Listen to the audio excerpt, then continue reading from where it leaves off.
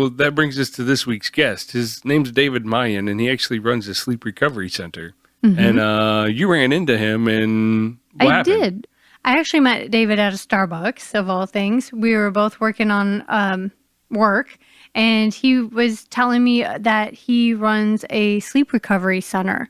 And when I told him I was working on a podcast for Life, Laughter, Divorce, and what that was all about, he found that very interesting because he'd actually worked with several couples who had been on the verge of divorce or filing for divorce already. So basically they were in the midst of their breakup and all that goes with it. And he put them through his sleep recovery sessions. They agreed? They agreed. Wow. Yes. And he put them through this, and then he started sharing with me what the results of this were. And I found that pretty fascinating, to think that something as basic as how you're sleeping could change your entire relationship. So we got to talking, and David was kind enough to invite you and I both in to experience what these sleep recovery training sessions were like. And now, just so you guys know, it does take 20 sessions to have any long-term effect or anything like that, and to really see the difference. And David was really cool, and he let the boyfriend and I go in for 4 sessions. So what we learned in these 4 sessions was more about what to expect when you go in for a session, what it was like, how it felt. He did warn us. He said, you probably won't see any significant changes that early on, but you might see a few things here and there, which we did. We saw some things here and there, but it was fascinating. And I'm kind of excited for you guys to hear for yourself, because this is a whole different holistic approach that we learned about that's really non-invasive. Non-invasive, no drug or chemical changes. It is an effort to train your brain to sleep better, mm-hmm. or to process things better. Right. So it's we'll let David explain it, but it's an interesting approach to this problem. Absolutely. So we hope you find it as interesting as we did. So without further ado.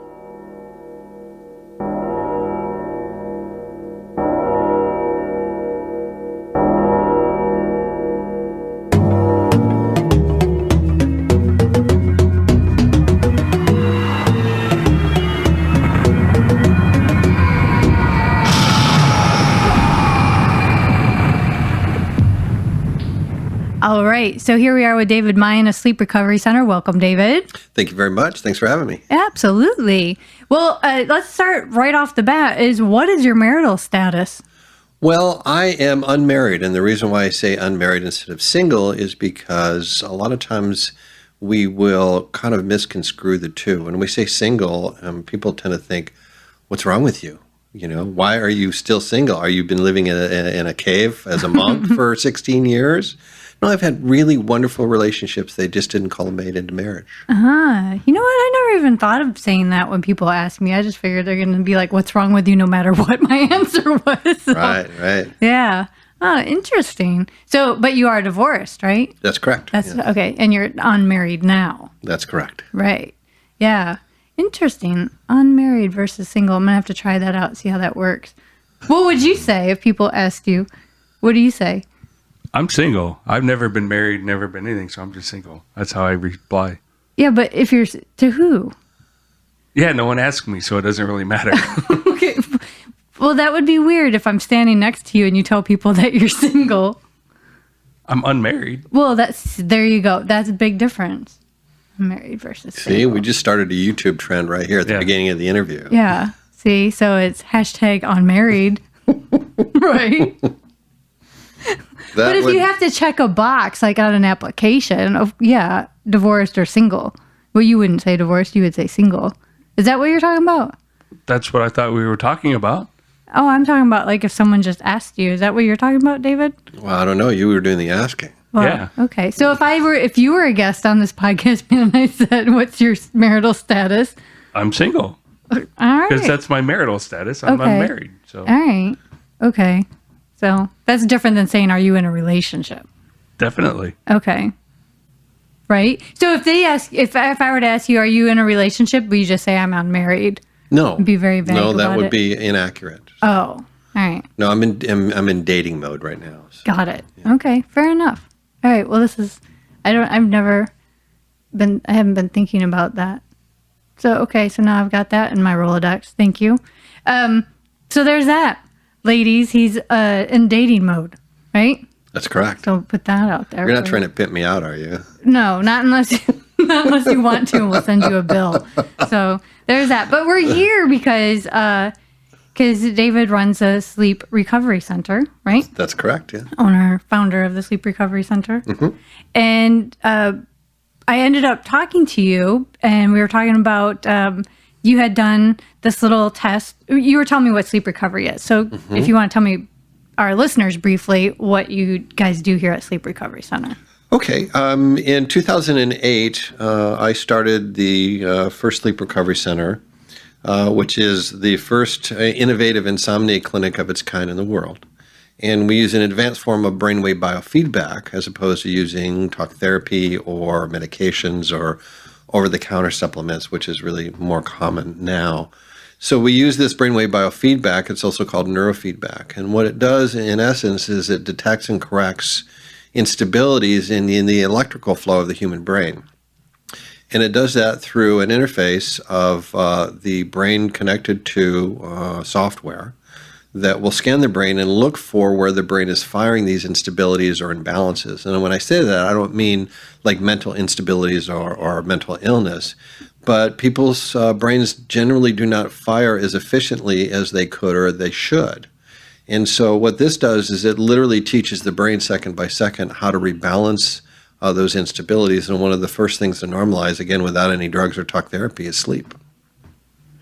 So when you and I first started talking about this and you kind of gave me that description of what you do, I was like, well, what does that mean exactly for someone like me? Like, basically, if I'm having trouble sleeping, right, and I don't want to go on Ambien or I don't want to do over-the-counter stuff anymore, or that's maybe just not working for me. Or you want to get off of that. Or I want to get off of that. Then I would come to you and you would train my brain to skip over those inconsistencies and everything. And then I could sleep better. And then my problem would be solved. So when you and I met and we happened to be talking and I was telling you about life after divorce and everything, you're like, well, it's interesting because sleep affects everything in your life. It affects your relationships. It affects how your day is going, your job, all of that stuff. And you happened to say that you had worked with about 4 couples.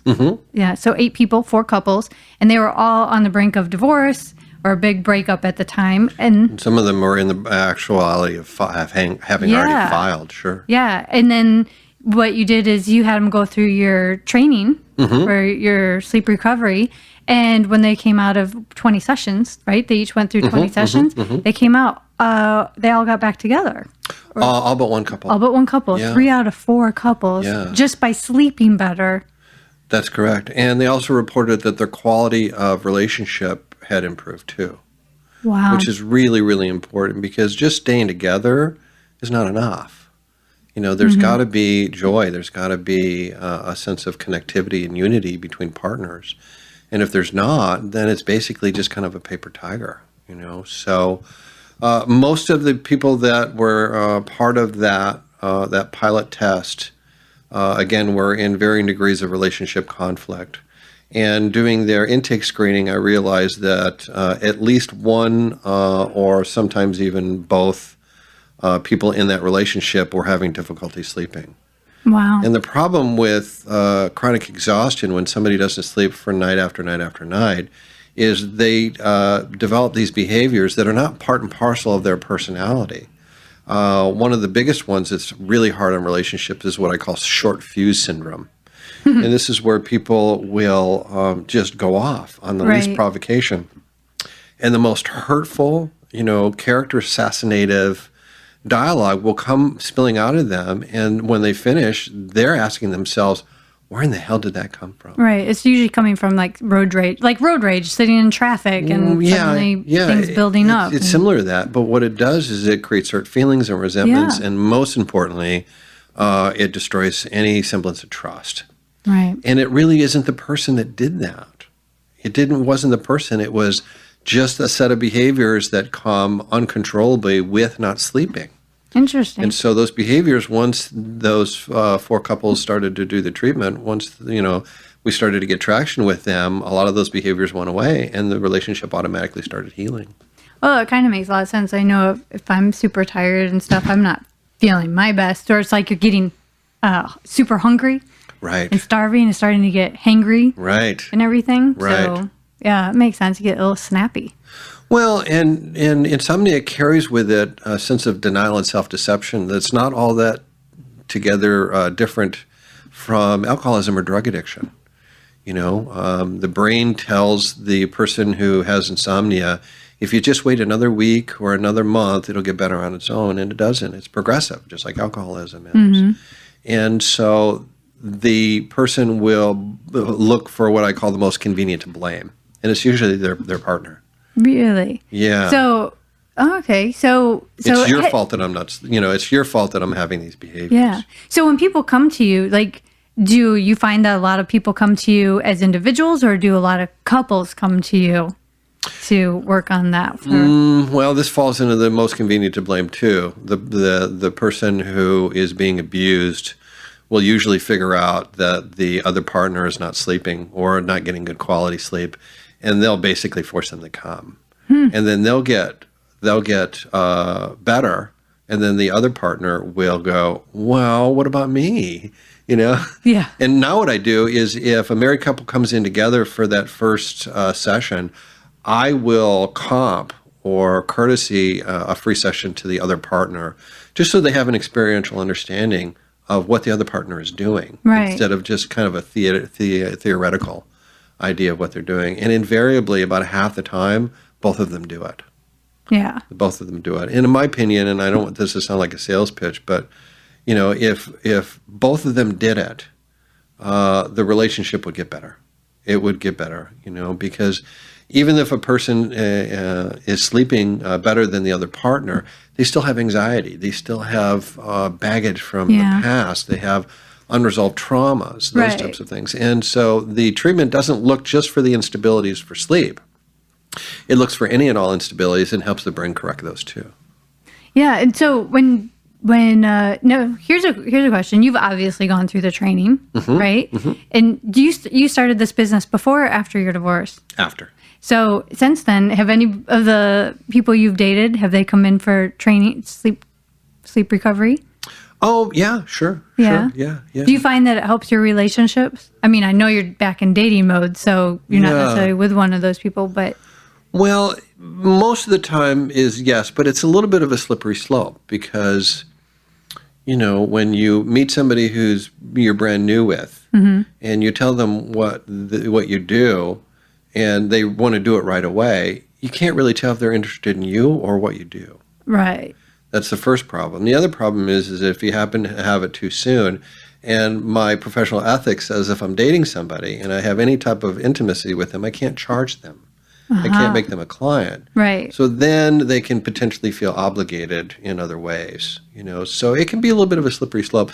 So generally I'll wait until it starts to assimilate into more of a potential long-term relationship instead of just dating. Right. But even after that fact, it has helped quite a bit. Otherwise, they'll be concerned like you're brainwashing them or something, like in their sleep. Like, well is he making me? I did date a woman, and her name was Karenoid, and she kind of had that idea. So. Like as in paranoid? Yeah. Did you nickname her that? Yeah. Nice. Was she asking you if like you were putting subliminal messages in? Some people just have a natural predilection to distrust. Yeah. And what I learned, especially in relationships, of those who don't trust can never be trusted. So it kind of smoked out that behavior before it turned into anything more permanent. Did you find that she was leaving things in your drink or something? Or putting stuff in your sandwich? Yeah, yeah. No roofies, no boiling bunnies, nothing like that's that. Good. So. That's good. You got away from Karenoid soon enough. Yeah. Well, that's always a plus. it's interesting because when we first talked and everything, and I talked about having you on the podcast, and we ended up coming in here and actually going through 4 of the training sessions ourselves. But we came in, and it's an interesting process because I wasn't really sure what to expect. Like, how do you retrain the brain or what happens in here?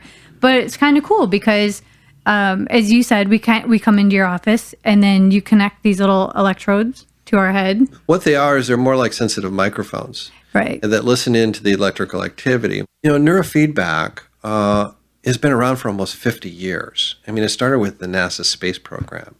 And it's been used for bringing people out of comas and getting, 12-year-old girls out of wheelchairs and really some substantial stuff. But it can't be bottled and sold at a pharmacy. So it's been back-seated and back-burnered for literally 4 or 5 decades. And so the human mind has a natural suspicion of something that it doesn't have any past experience with. The human mind will learn something new, and then it will immediately try to associate it with some sort of memory in the past. And if it can't do that, then people can be kind of suspicious, and that's okay. That's okay. And that's why I'm saying what I'm saying is because when to hear about something, you kind of interpret it in your own way, or you visualize it in your own way until you actually try it. So, when you say I hook you up to a machine, I mean, it's same with acupuncture. When you talk about acupuncture, people are thinking they're these huge long needles and it hurts and it's this and it's that. Right. And it's a much different experience when you go in and you actually have it done. And so when we came in here, it's very different because you're not laying down, you're sitting in a chair. Right. You can text, you can check your messages, you can be writing, you could read a book if you wanted, right? Right. So when we came in together, and it was a much different, it was an easy experience. And it was we were here for probably 30 minutes connected to the software. 30 minutes each. And I was able to clean out my inbox and do all kinds of stuff. But at the same time, we had earbuds in. Right. So we had to listen to music. And so I'll let you explain the music because I thought that was really interesting. It was very spa-like music, very relaxing. Yeah. But there were little skips in the... Well, let's get back a little bit to the idea of how people view this initially. Yeah. So people will come in and they're naturally cautious. And so instead of battling against that or fighting against that, what I've done is I've kind of assimilated it into the program. And again, people see ads on the national news about this medication, that medication. They're like, well, why haven't we seen you on national news? Well, those 15 or 30-second spots are $1 million, sometimes $2 million, and our field doesn't have that kind of money to do that. But it doesn't disqualify or discredit us from being able to get really, really good results with people. Right. So when somebody contacts me, I will do things like direct them to our Yelp page, which has got a whole plethora of people that have graduated from our program that have shared their stories on there. And they're not actors; they're legitimate clients here. Yep. And then I will also have them call 1 or 2 or 3 people that have also graduated, so they can get it from the horse's mouth. Right. And lastly, what we do is instead of signing people up for the whole 20 sessions, we allow them to be able to try it out with 4 sessions. So they only have to commit to 4 to start. And it's real reasonable. It's $499. Insurance doesn't cover it, unfortunately. But, they can try it for 4 sessions. And after 4, we'll stop and reevaluate. And we'll look at all the data as far as their self-reports, the mini brain scans that we do called baseline. So we take a snapshot of the brain before and after each session, so we can see measures of improvements. Which is what we did. Sorry. Which is internal. And then after 4, they'll decide if they want to continue with the remainder of the program, which is 16 more sessions for a total of 20. And the reason why it's 20, Leanne, is because the brain learns through repetition and review. Americans have this idea that when they get something and they expect something, they apply the principle of immediately, if not sooner, right? I want results yesterday, right? And that's just real common for our culture. And I'm not saying it's good or bad, but sometimes people will apply it to this. But what we're looking for is measured implements of improvement over time and over those 20 sessions. It's kind of like that adage that it takes 21 days to change an old habit into a new habit. It's very much like that. But the cool thing is that instead of it being a treatment like a pill or a medication or even talk therapy, where you have to continually do it, and if you stop doing it, the symptoms and the problem comes back, this is actually teaching the brain to do it on its own. So after 20 sessions, people don't have to do it anymore. And then that's it. You're done. And I call people about every 6 months from 6-7 years ago. How you doing? How you still sleeping? And an overwhelming majority of them are doing fine. They're getting sick of hearing from me every 6 months. But I need that data. I need to see how it's holding. And the people that didn't had some sort of a trauma. Their husband died, or they lost their job and they're struggling financially, or they were in a car accident. So they had a major life event. Correct. Some sort. Correct. So when we came in, each did 4 sessions. And talk about what your experience was and how you felt after. So I came in, we did 4 sessions, and being from the scientific field, I tried to figure out what was going on, which makes it, I don't know if that helped or didn't help the process, but from an outsider's perspective, I see it as a way to retrain a portion of the body, sort of like exercise, sort of like anything. And we all know that if you go through exercise or you go through something appropriately and you do the work, that you're going to see some sort of outcome. And that's what you're saying this 20 sessions are like. And I'd rather do that than have some sort of medication or some sort of drug. Right. So to me, it was interesting through the 4 sessions that you provided us. Over the time, I can't say for certain whether they were. I don't think there was a long-term effect, but I think there was a short-term effect because I didn't have the 20 sessions. Correct. But because of the 4 sessions that I did have over the short amount of time that it did occur, it's been a few weeks now. I don't think I am sleeping as well as I did during the session time. And I can't attribute that to my current life or what's going on right now. But I think there was a benefit. Well, so how to educate other individuals about the benefit of this process is a challenge for any business. And I guess it's your challenge and this field's challenge to get that information out to people. Oh, sure. Yeah. And, they say necessity is the mother of invention. So when people don't sleep, they hit a particular point where it's kind of like Ambien's a gateway drug into the clinic, and I hate to use that term, but it's kind of true. Right. Where people will go through that denial phase where they're just, if I just wait another week or a month, it'll go better, and it gets worse. Then they go to like Whole Foods or Costco, and they'll start with the valerian and the kava kava and the melatonin, and they'll do that shuffle for a while. And those things work great for about 2 or 3 nights, and then they wear off. And then they go to the doctor, and the doctor has no idea that neurofeedback is even out there. I mean, I've educated most of the doctors in this area, and they were resistant. But, I had their staff, they wouldn't do it, but I'd have their staff call other clients who had finished the program, or their staff, at least 1 or 2 of them did sleep, and I'd have them come in and do 2 or 3 or 4 sessions, and they'd go back to the doctor and go, you need to look at this, right? Yeah. But they'll go to the doctor, and the doctor will put them on what's called Z drugs, which is the Ambiens and the Lunestas and the Restorils. And these drugs are very strange drugs. In my humble opinion, I don't think they should really be on the market. They cause really nasty side effects, and some of them can be kind of dangerous. Yeah.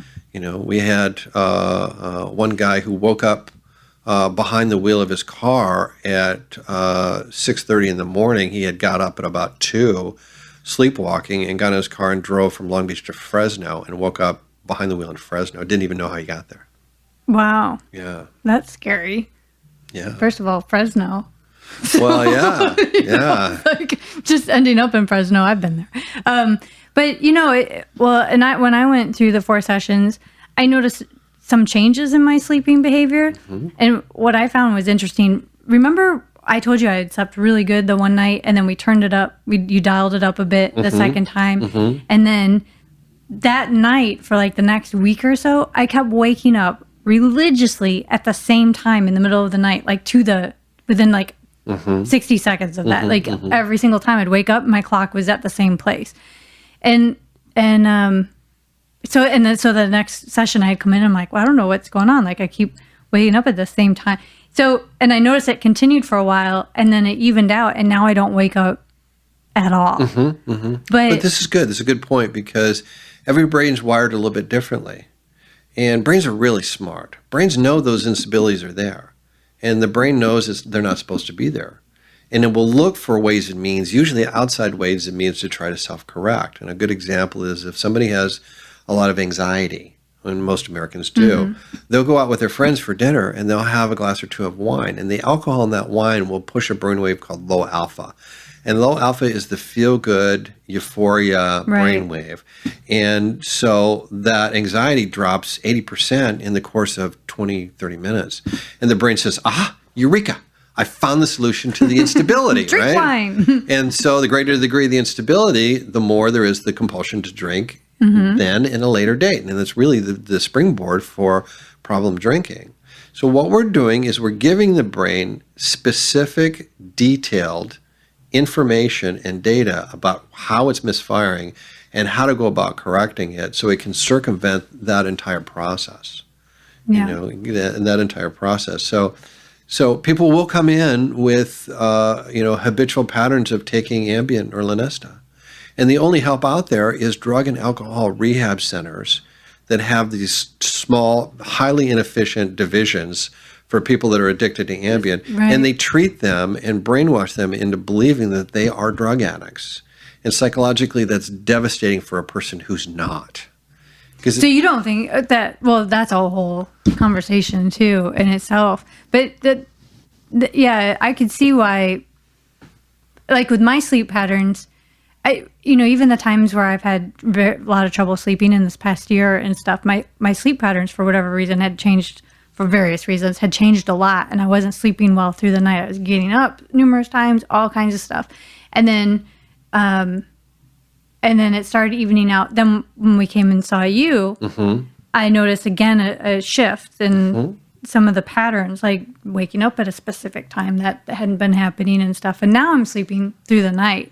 And actually I'm sleeping a lot, but I know that's related to another problem. Right. But oddly enough, for as many sleep changes that I had in the past year, because I used to never have a problem, I never considered taking any over-the-counter help for any of that.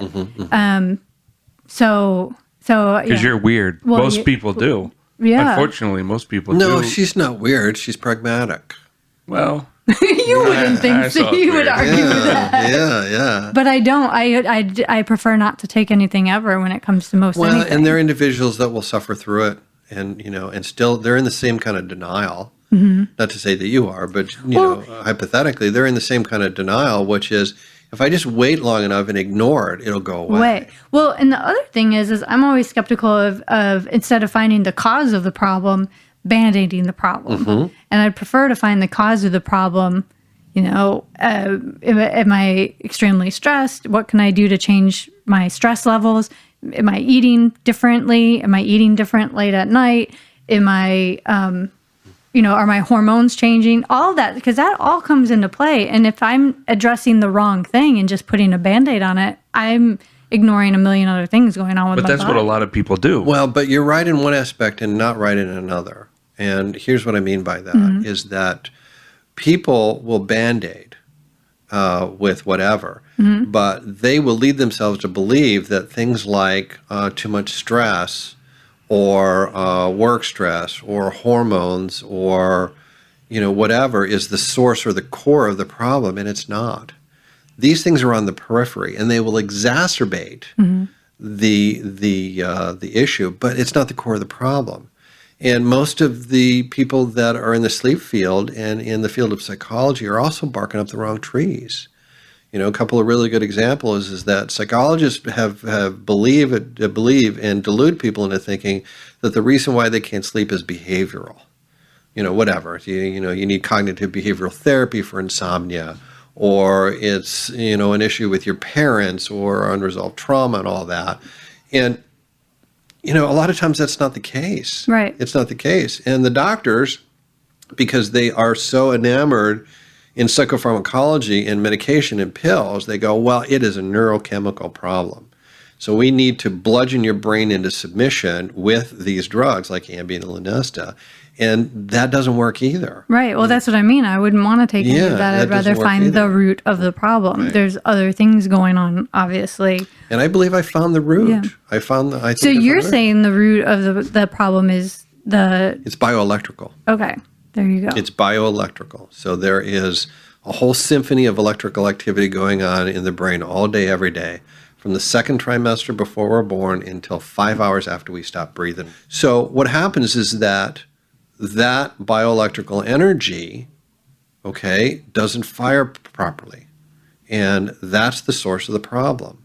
So when you try to apply medication to that, it's square peg round hole.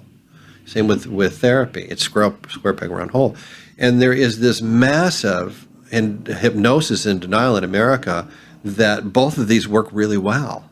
And they don't. They don't. Anyway, please continue. So my question is, if this is the problem, right, then does this only affect your sleep? Or let's say you're sleeping fine, but you're having other issues. Could it come out in other ways besides problem with your sleep? Sure. Okay. Like what? Sure. Well, I believe insomnia and most instabilities in the EEG firing of the brain is hereditary. And I've seen examples of that. So let's say a mother comes in for her insomnia or her anxiety or panic or whatnot. And we do that snapshot of her brain. So people don't have to come to you just for insomnia. They can come for you for anxiety. Yeah, and they do. Okay, sure they do. Okay. But they will come and we'll take that snapshot of their brain and we'll treat them. And sure enough, they get better. And then they go, my daughter needs to come, or my mom needs to come, or my son needs to come. And we'll do the snapshot of their sibling's brain or their son's brain, and it matches them almost exactly time after time after time. Right. There is a pattern. There's a pattern. And it makes sense. We inherit eye color and hair color from our parents. We also inherit brainwave patterns from our parents, too. That's scary. But if you inherit, well, that's interesting because I don't know if there is data to support that or not, empirical evidence or anecdotal evidence at least. But does that mean, can you train out heredity? No, but the brain is a learning organ. And the only thing it loves more than learning is learning to run itself more efficiently so it can learn better. So you can't change DNA structure, but you can change the expression of it. You can change the expression of it. So, and if that wasn't true, I wouldn't be in business. I'd be long gone. So the brain loves to learn new things. It's almost designed by nature to do that. And the brain, again, is very, very self-intelligent, which it doesn't get credit for. I mean, most doctors think the brain's 3 pounds of stupid, meaning that the brain can't make decisions on its own for its own health and well-being, and it can't self-correct without the doctor and the doctor's ego intervening. And this is long-held belief, and it's so widespread that it's almost a lie that has become a truth. But that's not true. The brain can take this information that the software is giving it, and it can self-correct, and the outward behaviors and symptoms get better, and they stay better. So that's, as far as I'm concerned, it's not empirical, but it's anecdotal enough for people to be able to get the relief that they need. So back to the behaviors. So if you're providing a training program to improve your sleep, how does that improve the daily behaviors of somebody? Good question. And not to repeat myself or to be redundant, but that session of neurofeedback and the other 19 sessions that they do after is not just looking for the brainwave instabilities that are connected with sleep.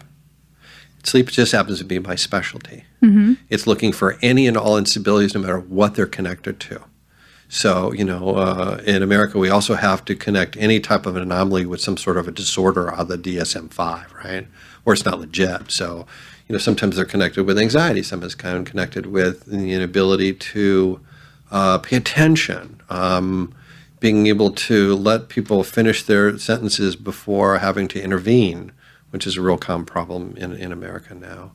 I have a filmmaker who is a very, very skilled filmmaker, this guy, but he's visual, right? And this poor guy read at a third grade level, literally a third grade level. And when he read out loud, it was cringe-bearing, embarrassing for him and everybody around him, and he's just about finished with the whole program now. Now he reads at a college level. Wow. Had nothing to do with his sleep. Nothing to do with his sleep. So, but we tend to do that. We tend to compartmentalize. If you specialize in sleep, then it can't possibly work on anything else, and that's not true. So what other behaviors then? Because again, the whole point of why we are here is because of the relationship. Right, sure. So better sleep, better brain patterns help us with improving what behaviors? Right. It's a very good question. And the honest answer is that is unique to each individual and their brain. Some people will notice a profound reduction in their anxiety. Some people will notice their empathy and compassion and their capacity for love will increase. All these factor into relationship dynamic, right? Being a more active listener, being less curt with our parents or our husbands and wives and our children. All these things are connected with whatever instabilities are there. And they're just very, very unique to each individual. This was an eye-opening experience, I think, for both of us on what the potential of a training session could be with nothing invasive, no pharmaceuticals, no drugs, no nothing. Right. And then to actually feel the impact of that training over a short amount of time. So we're getting close to the end of time here. How could we get other people interested in, and what do they need to look up? We'll definitely put your information on our webpage, and you're going to see how to get in contact with David. But what would you recommend for someone who may not be in Southern California, or how would they? What would they look up if they were into Google? Oh no, that's great. I'm glad you asked that. Well, let's start with the website. It's sleeprecoverycenter.com. So you can go to the website. There's really good information on there. Our toll-free number is area code 888-866-REST, R-E-S-T. And I just want everybody to know that you can call, and all the phone consultations are for free. So you can call and you can ask questions or set an appointment. You're not obligated to do that, but everybody gets a free consultation over the phone. Because again, they have to be educated and encouraged to make the decision for themselves, just to research it and let me explain it and let the website explain it so you understand it before you reject it. Right. So I'm in the process of finishing a book. It's called The Sleep Recovery Solution. It'll be available on Amazon for both print and for Kindle. And it'll explain a lot more in depth of what we talked about today. Right. I think this has been great. The experience was very enjoyable. I think we both walked away going, I don't know. I'm sleeping better now for sure. No, it's great. I'm sleeping through the night. I mean, can that be attributed to other things? Because like you said, we didn't do the full 20 sessions. We did 4. Right. But I could, when we were doing that 4 sessions, there were differences that I think we both saw.